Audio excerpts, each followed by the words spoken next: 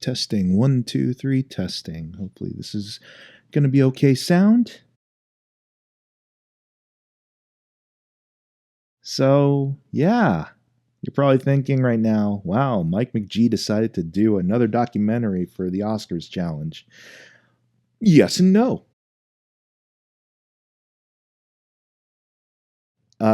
If all goes well, according to my plan, then actually, this will be one of two contributions to this year's Oscars challenge. Now, again, for anyone who is just watching this on random and you're not tuned into, say, a specific playlist assembled of the Oscar challenge contributions, you might be wondering, what am I even talking about? So, a couple of years back, YouTube filmmaker Joel Haver issued a challenge to any and all creative people out there to kind of contribute to this annual challenge as sort of a silent protest against the Oscars and big Hollywood industry self-congratulatory celebrations that run way too long.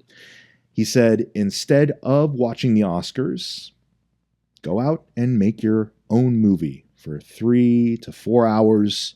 Go out there and film something and take some time to edit it and submit it to him, and he will put together playlists, or he might host like a mock kind of like award show for those films. And for the past couple of years, it's been something of a wonderful thing to come back to. It is always fun to see what people come up with, whether it is the silliest, like improvised narratives, whether it is deep, thoughtful kind of meditations on oneself or on particularly difficult topics, whether they are nail-biting thrillers. As you'll see from past playlists, so much variety, so many different genres represented, and so much creativity too. For the amount of time that people are given to put these things together, a lot of them come out really engaging and really well done. And for the past couple of years, what I've kind of relied on has, bordered more towards meta commentary and documentary. My first contribution to this challenge was very much kind of an exploration on motivation for creativity and what can come from it, on the frustration of trying to put something together in 3 hours, of trying to find inspiration. And I wrangled in some friends to make that possible, communicate over Zoom and things like that. We were still kind of slowly coming out of the pandemic at the time, so that was prevalent on a lot of people's minds. I think that first contribution from me played into that quite a bit. The year after that, decided, you know what, let's stick with the documentary format for right now, because I got other projects that I'm working on now that the filmmaking bug has officially bit me, and I'm like, I want to dedicate my channel now to more of this. Let me film myself filming stuff. And so that's what my second contribution to the contest was.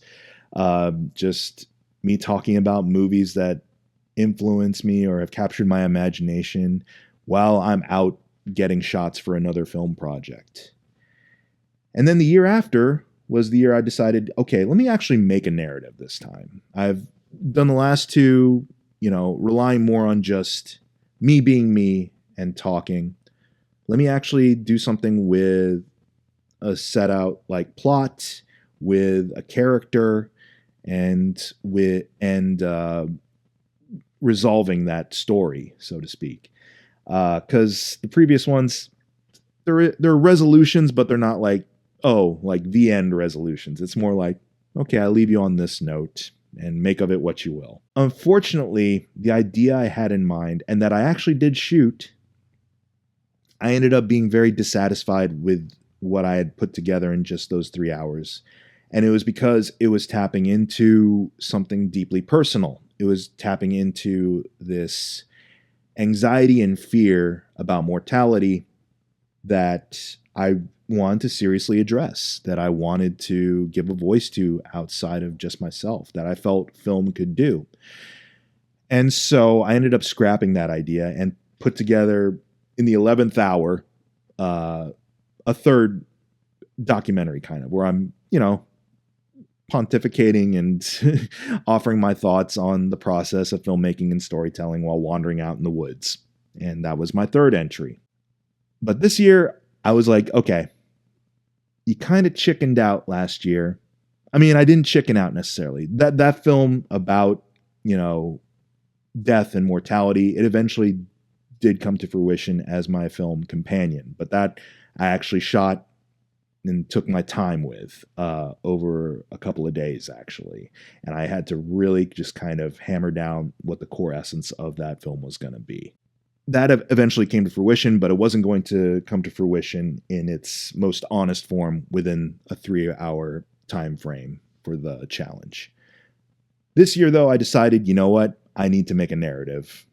I owe it to myself to finally put together some kind of narrative for this challenge and really kind of stretch beyond the limitations of the previous years that I kind of imposed on myself. However, I had to adjust certain things and bend the rules a little bit. I kind of bent the rules a little bit last year with my Calling an Audible movie, because that was done literally the Sunday before the deadline for submission.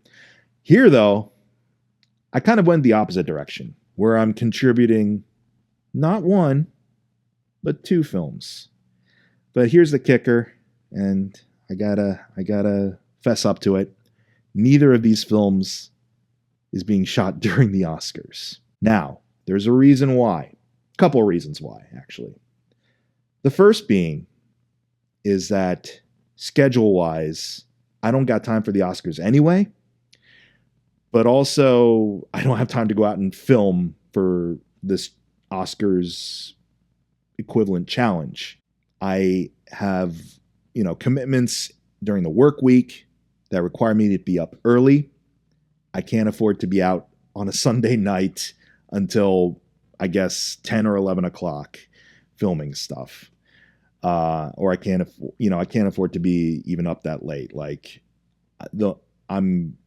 Things are going to have to shift and change for this year. I still want to contribute to this challenge, and I still want to honor the mission statement of this challenge that Joel gave to us years ago, which is just create something in spite of the Oscars, in spite of all the back padding that Hollywood's going to be doing on this night. Just contribute something whole and original of yourself. And so I decided, okay, I'll do that, but I want to be able to do it within the time frame, within the 3 to 4 hours. He says, give yourself that window to try and really stretch what your creativity can come up with within 3 to 4 hours. And I did so. However, I did it this Saturday before the Oscars. And there's some reasons why. I already said for scheduling. Weather is also a big factor, because I knew the kind of story I wanted to tell. And what I had to tell required me being in the outdoors. And today, at night, it's looking to be pretty frigid. And I don't want to be doing that.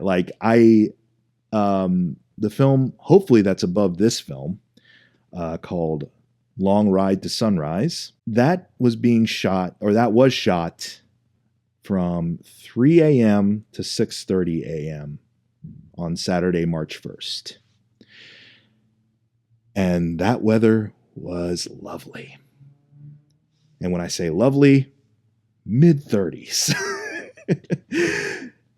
Here tonight, it's looking to be in the teens, so fuck that. But I did shoot a movie within a 3.5 hour window.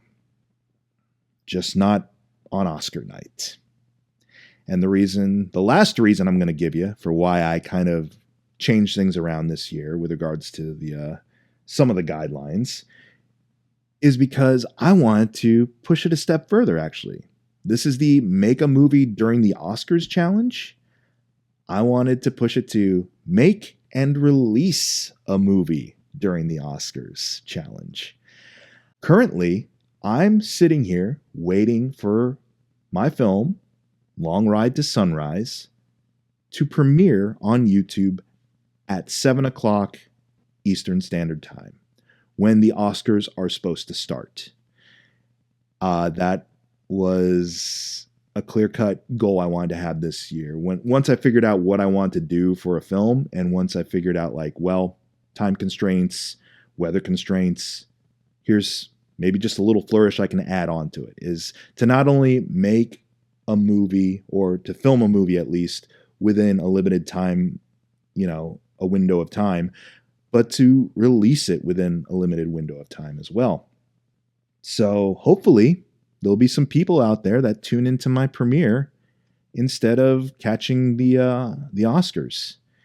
And that's what I'm going to do. I'm going to kind of officiate my premiere when it happens at 7, because every once in a while I have some friends pop on in the chat. Well, folks like the Three Geeks sometimes pop on to spam a congrats at me, because, that's what you do in social media. But also, like, I'll have maybe people like Jennifer Bauman show up and offer her kudos as well, or her feedback. And I appreciate that interaction. I genuinely do. So when that occurs, I want to be present there. So I'll be watching along with anyone else who might be watching, and interacting with them, hopefully in a very meaningful way in the chat. Who knows? Internet, right? But I also wanted to contribute something a little bit extra too. So I've got that film, which is premiering on Oscar night.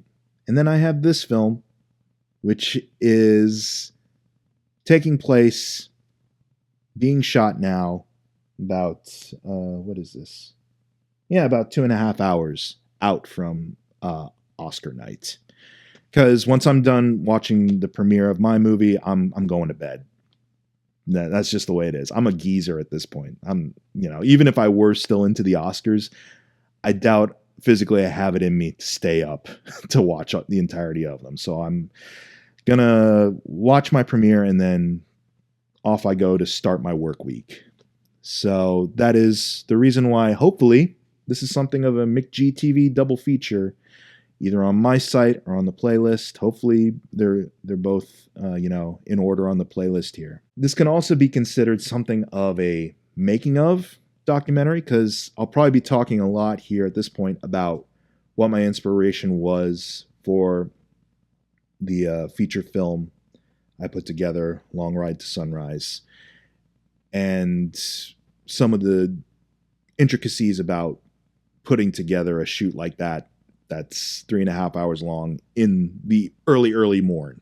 And how am I going to do that without spoiling the whole thing for you? Because chances are, either you're going to be watching this on my channel where this content's going to show up first in the video list, or you're just jumping around the Oscars playlist in general, and you might happen upon this documentary randomly before you actually see my movie.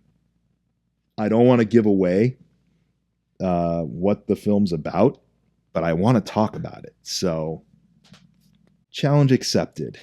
I guess the one thing I want to talk about is, what was the inspiration for Long Ride to Sunrise? It actually started with the ending of it.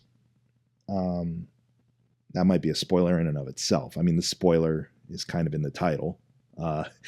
But sometimes when I'm thinking of ideas, either for shorts or for like mood videos, as I've come to call them, or reflective shorts where I'm out in nature, or, telling a pretty minimalist story or something like that, there's often an image that comes to mind first and foremost. I know, like, at some point in the film or the short, I need to have this image.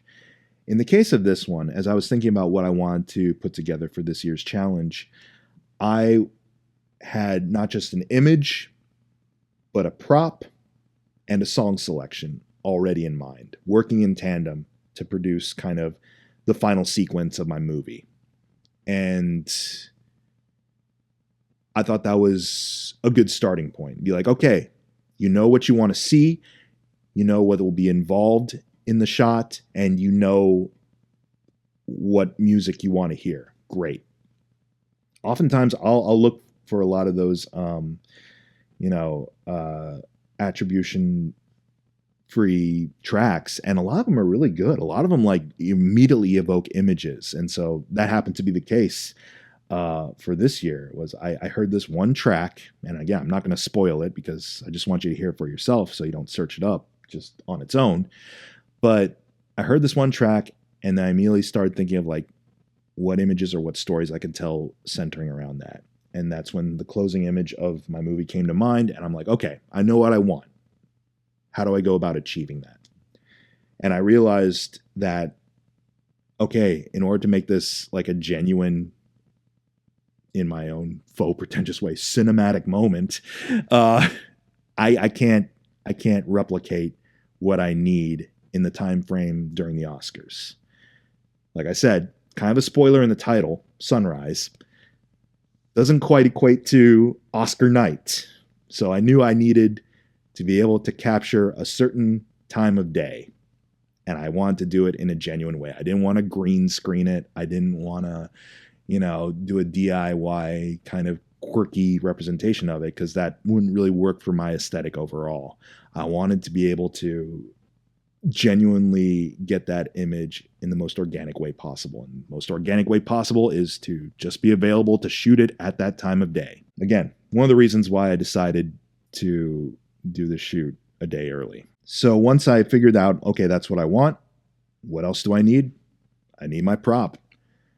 And God bless thrift stores, because they have plenty to choose from. And I think the one I finally settled on was the best choice, and was very affordable. And that's all I got to say about the prop. I already had the track, and then it came down to locations and scheduling out and figuring out exactly how I was going to make this possible, because this is actually a lot different from a lot of my other shoots where I settle on, say, one location and, come what may. Here, I was like, I don't want to just settle on one location. I need to have multiple locations in order to really convey the literal and metaphorical journey that I'm going on as a character. My night / early morning of filming involved shooting here at my apartment and involved 3 separate locations that I needed to commute to by driving. And I don't know if you noticed this when it comes to some of the content on my channel, but man, do I love filming while I'm driving. I know, not the most sensible or safe thing to do, but I've figured out a system that makes it work, and it doesn't feel like I'm stressing myself out or putting extra stressors or extra distractions on myself by doing it. I'm a very safe driver, and I'd like to think I'm a very safe driver anyways. And I think I've jury-rigged kind of a system that promotes that. And I'll get into that in a little bit more detail here soon. But yeah, so once I had locations in mind, then I had to actually think, okay, what's the schedule going to be? Okay, well, obviously I'm going to start at home and then work my way out into the locations. And it just so happened that the routes I wanted to take to get to these locations made the shoot very in chronological order. Like basically what you're seeing in the movie is the order in which I shot. Some things that I knew I wanted to keep in mind were: consider the time of day that you're doing this. Consider some of the factors you can control and some of the factors that you won't be able to control. And how do you find workarounds for that? Because this time frame, this window I gave myself, it's 3.5 hours, but it's 3.5 hours during the day where a couple of things. You might have a lot of time and a lot of open space and environment to yourself, or there could be potential hazards. Not just with regards to, oh, I won't get the shot, but hazards to yourself as a person. Some unpredictable dangers, let's say. Another thing you might notice about a lot of my shoots is I like to get out into nature quite a bit. So already a potential hazard or unpredictable factor in nature is nature. Wildlife out there that you don't know how they'll respond to you if you venture too far out into the wilderness. Not just wildlife, but let's say perhaps, on a Friday night / Saturday morning, if you're in like a more, I guess, populated area, but it's still, late or early, depending on how you look at it, potentially inebriated and hostile individuals might be just wandering around. A third factor you got to consider is, what are the limitations of the locations you're wanting to visit? In other words, how much trouble can you get in for being at these locations at these times? And I guess the fourth factor, even though I talked about it earlier, is commuting to these locations. Because the one thing I definitely didn't want to do is I didn't want to feel the pressure of trying to get everywhere lickety split, to really understand and give myself the time I needed in that 3.5 hour window to get around. And I didn't want to be unnecessarily speeding down a freeway in order to get to a certain location at a certain time. I didn't want to be distracted trying to get to a location by not knowing the route.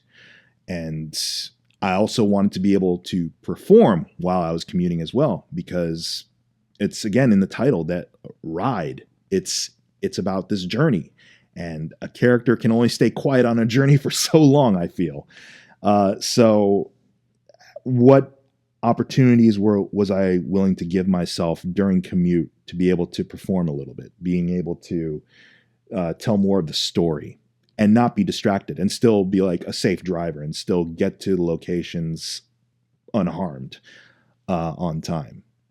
And I know a lot of this might easily come off as being like, well, yeah, common sense, Mike. Absolutely. But, when you're facing a crunch time of 3 to 3.5 hours, and when you're so hell-bent on getting what you want in terms of the shots and in terms of the setup, and when it's just on you, when I don't have a crew of 10 people at least, or something like that, then yeah, you want to be able to give yourself as much leeway as you can. You want to be able to feel as comfortable and as centered as you can. The first thing I was able to get out of the way was the stuff here in the apartment.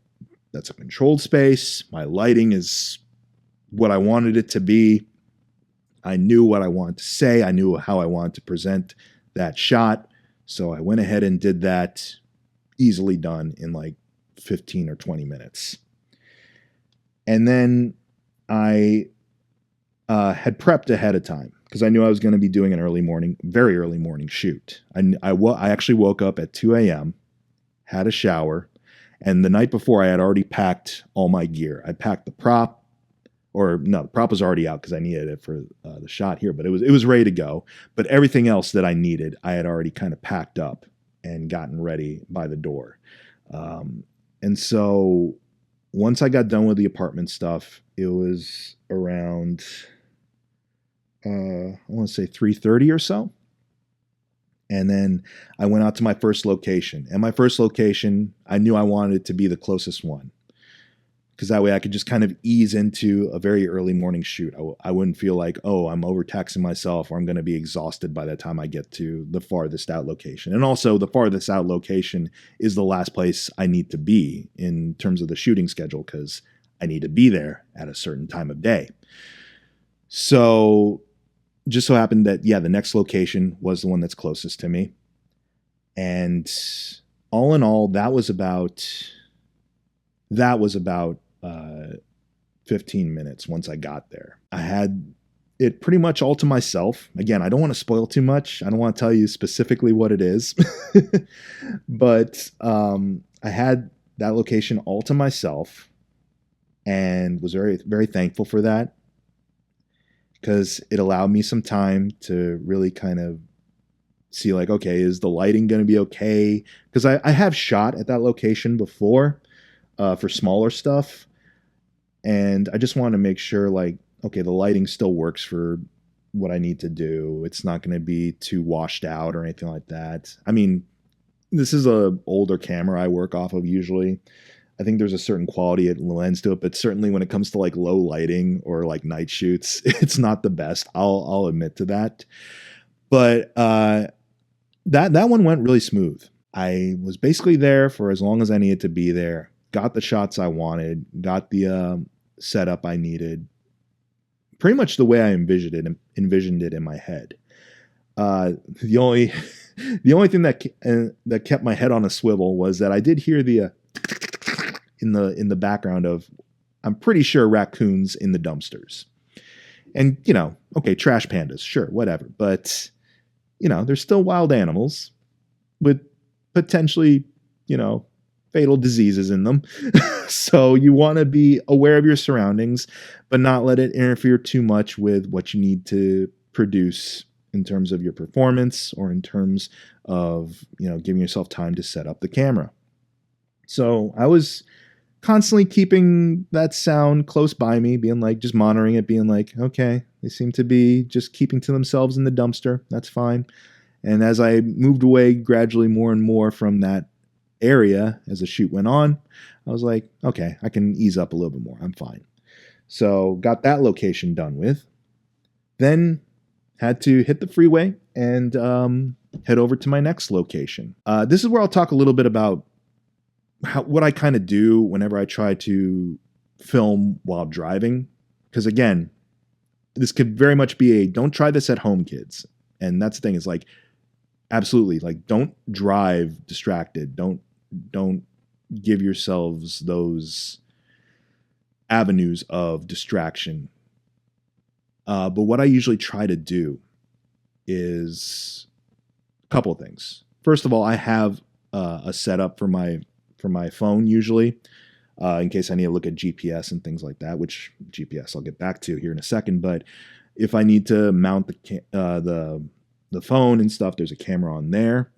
But it also works as kind of holding my regular camera in place too, like very securely. So I was able to get some dashboard shots from there. And that's the thing. A lot of these shots on like the dashboard or external shots of the car or, shots of the road and stuff like that, they're very brief, if you'll notice. Like, I don't dedicate a whole lot of time to, having my eye distracted elsewhere. Like, it's very brief. And then I go to like a wider passenger side point of view where the camera can focus on me, but I can focus on the road and what I need to do. And so when it comes to the passenger side, when it comes to the camera there in that point of view, I have a system set up where I'm able to take this tripod that this is mounted on right now and securely fasten each of the legs of the tripod into a pretty secure nook or corner of the floor space, where over the years I've gotten better and better at it. Over the years, like, if I make a turn, I used to worry like, oh, there's a possibility that the tripod's going to like tilt and fall over and that's going to wreck the camera, or I'm going to try to catch it and then I'll end up in an accident or something like that. No, I figured out as time has gone on how to make sure it's secure, that there's no wiggle room at all on this thing when it's in the car with me and I'm filming from that point of view. It's also why a lot of my camera angles in the car are very limited, and also why you'll see that same point of view, that same profile shot of me over and over. I'm sorry. It's repetitive, but it works and it's safe. So whenever I'm in that zone, whenever I had the camera in that position, it is a lot easier to focus on not just the driving, but also on my performance too. I can multitask a little bit better in terms of driving and performance when I don't have to worry about the tech, essentially, when I don't have to worry about the camera. So that's what I ended up doing because I knew during the commute, I wasn't going to be just quietly driving. I knew I needed to carry conversations basically with just myself. I knew I had to propel some of the characters' emotional journey further by talking to the air. So that's what I ended up doing. Like, so when you see me driving around talking to myself, I am on my way to another location. I am actually taking that journey. And that played into sort of the growth of the character, I feel. Again, not to be pretentious about my movie or anything like that, but frustration plays a role in this story. And as I was, you can't help but feel a little anxiety when you keep getting towards the end game of your project. I felt some of that frustration kind of building up, and so I decided to channel it into this character beat. So when you see me kind of talking to the air at certain points in the movie, that's what that's about. That's what's going into that performance, and that's me just genuinely driving to the next location. Speaking of the next location, the second one, that one I knew I had to kind of get in and out as fast as I could because I knew that it was limited in terms of its availability. And when I say availability, I knew that there was the potential for some penalties if I were to be, caught on the premises at those hours. Now, I wasn't breaking in anywhere or anything like that. No, far from it. But it's an open, space that has hours of operation. And what I decided was, okay, I've been here before.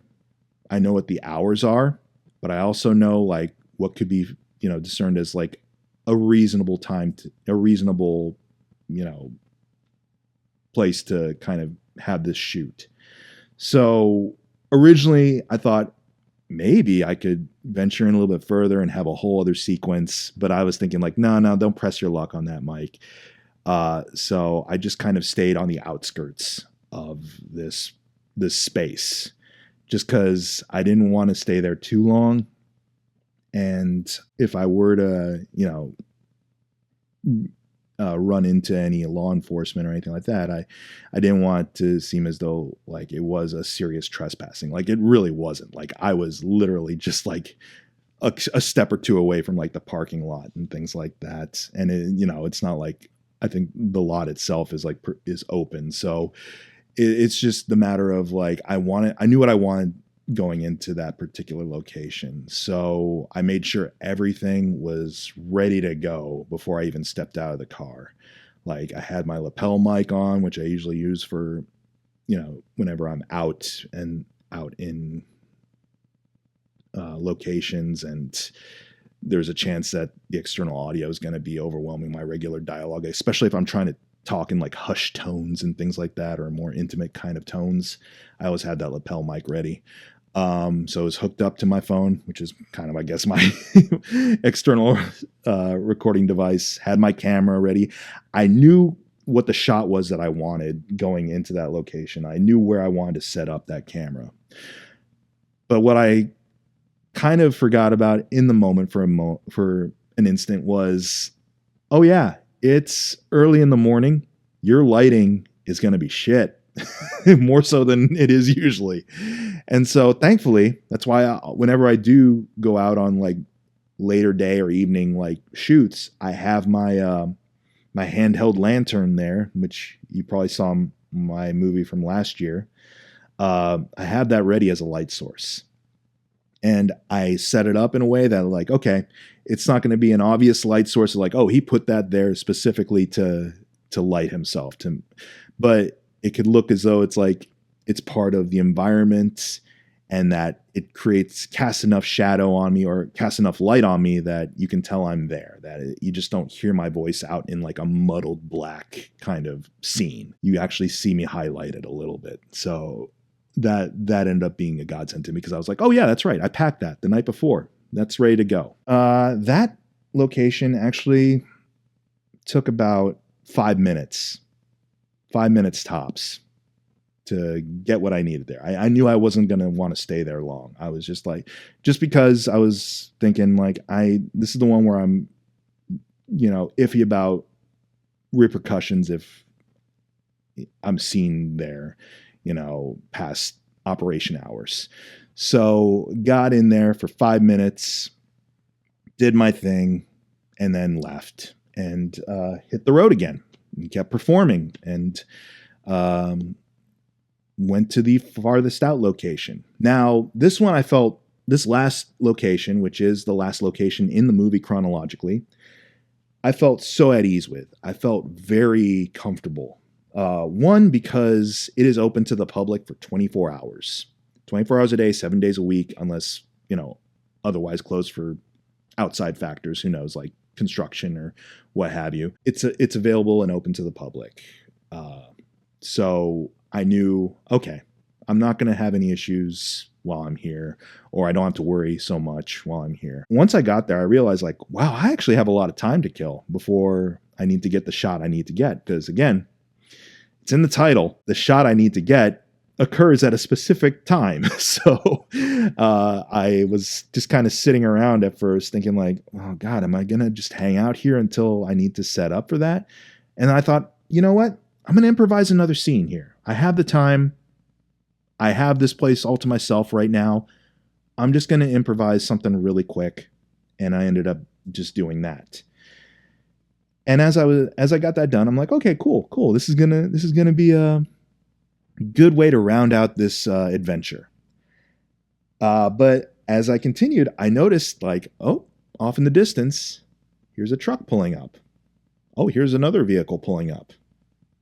Wow, there's a lot of vehicles pulling up at this time. And I thought, oh no, I'm not going to be quite as alone as I thought. What is this? Thankfully, though, whatever it was, it was some kind of spiritual group, or it was some kind of worship service that was taking place outdoors. They were all kind of keeping to themselves and congregating farther down the road from me. So they weren't really interacting in the space I planned on doing my shoot in. So breathed a sigh of relief about that, because I was like, I don't know where else I'm going to be able to set up the shots I need to set up. Like I knew exactly where I wanted to be for the last sequence. And thankfully, yeah, they kept to themselves in their own space, which was good. But I also felt like you can still hear them a little bit. Like they're going to pick up on the audio. And so I thought, okay, I gotta work that into the narrative now. And so I ended up working that into the narrative and acknowledging that, oh, wow, this is a popular spot. And then, on the fly, just kind of improvised a line of dialogue of saying like, well, okay, good. It's good that it's a popular spot because this place and these moments, they're meant to be shared, Like I made up a little line of dialogue about that. And I felt it worked a lot with the story I was telling about this character coming around to accepting things a little bit more. Accepting the factors that are outside of their control. I got the shots that I wanted. Again, that original image with that prop and that music choice were always in mind for me, and I couldn't be happier with especially the final shots of this film. It worked out perfectly the way I wanted it to. And it was serendipity that as I was wrapping up my filming, that in the distance, that worship group or whatever, they started doing like live music. They had like speakers set up and they were like singing some, I'm guessing, Christian rock song. I couldn't really pick out the melody, or I picked out the melody, but not like the lyrics. But it was definitely a very joyful, very hopeful type of melody. And I just kind of breathed a sigh of relief. One, because I'm like, oh, thank God I got the last shot before they started singing and playing guitar and stuff. And two, I was like, that feels pretty perfect to end on a high note, literally and figuratively. And so after that, I went home and took like a 2-hour nap and then thought, you know what? Time to get to work. Time to get to editing. Thankfully, nothing motivates you to edit away at a project like food poisoning. Because in the second half of the shoot, I was definitely kind of feeling a little dysregulated in terms of like, oh, something's not agreeing with me. I couldn't discern whether it was something I'd had early in the day or if it's just because I'm up so early that's thrown my entire system out of whack. But I wasn't feeling the greatest. And I was like, it's a good thing I have nothing else to do on this Saturday other than just hold up on the couch and edit away on my laptop. And that's what I spent a majority of my Saturday doing, was editing away on my laptop. Ended up setting up the premiere for tonight at 7, which is on its way, actually. So that's just kind of the story of putting together a film in a short amount of time. Because I genuinely believe in this idea of creating original art, and especially being able to create original art for yourself, if not anyone else, within a limited time frame, because it dares you and challenges you to either take creative risks or to plan out well ahead of time or to find workarounds that you can be accepting of. Oh, I forgot to mention GPS. If you're doing road movie stuff, GPS is your number one friend. That helped me breathe a sigh of relief a lot more when it came to filming in the car and performing while filming in the car. Was like, I had my trusty GPS ready. I had all the routes pretty much committed to memory at that point, but knowing that I had them at the ready just in case, that helped me ease up a little bit more on feeling frantic about getting to places and things like that. Like, I was so on my driving game Saturday morning, like unbelievably so. And I think that's a lot of what this challenge can kind of equate to, is being able to come up with creative solutions and come up with original ideas that speak to who you are without compromising for the sake of, well, this doesn't fit Academy standards or doesn't fit typical Hollywood kind of fare.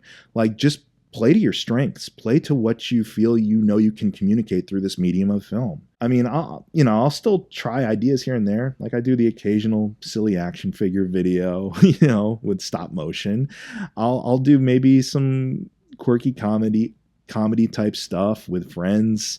Most recently, I've just gotten into making all kinds of weird creative shorts, whether it's taking a little stuffed rat toy and going out into the woods to just get some awesome nature shots, or whether it's my own kind of, I guess you could call it a lukewarm kind of takedown of first time watching reaction channel culture. Just do things that are genuine to you and play to your strengths. I knew I could be able to drive around and talk, and I knew that I would feel comfortable, as weird as this sounds, I would feel comfortable exploring the concept of mortality and death and the fragility of life. And I feel that's what a lot of my content is going to gravitate towards as time goes on, because I'm not getting any younger. It is something that kind of dominates a lot of my thought process at times. It's something that I manage, but it's also something that's true to me. And if I were to kind of deny that to myself, if I were to kind of sequester away those thoughts and not give them a forum to be heard and expressed on, then ultimately that's not really helping. I want to be able to express myself genuinely through art. And this is art for me. This is that therapy in a sense. I hope that's something that comes across in the final product of A Long Ride to Sunrise. I hope that's something that comes across in this little, I guess you could call it sort of a making of documentary that, as I'm looking now, is probably going to be longer than the actual film. But also, it's something that I hope comes across in other people's contributions to this challenge. And I look forward to seeing a lot of those films. It's impossible probably to try and get to every single one of them. There are a lot of people out there who have. I mentioned earlier, Jennifer Bauman makes a very conscious and honest effort to see as many as she can, and I thank her for that. And I will try to follow suit and support and watch as many of them as I can. But I hope everyone out there is having an enjoyable time filming their films, putting them together. I look forward to seeing them. I hope you look forward to seeing mine. And all the best. Maybe I'll see you at my premiere here in a bit.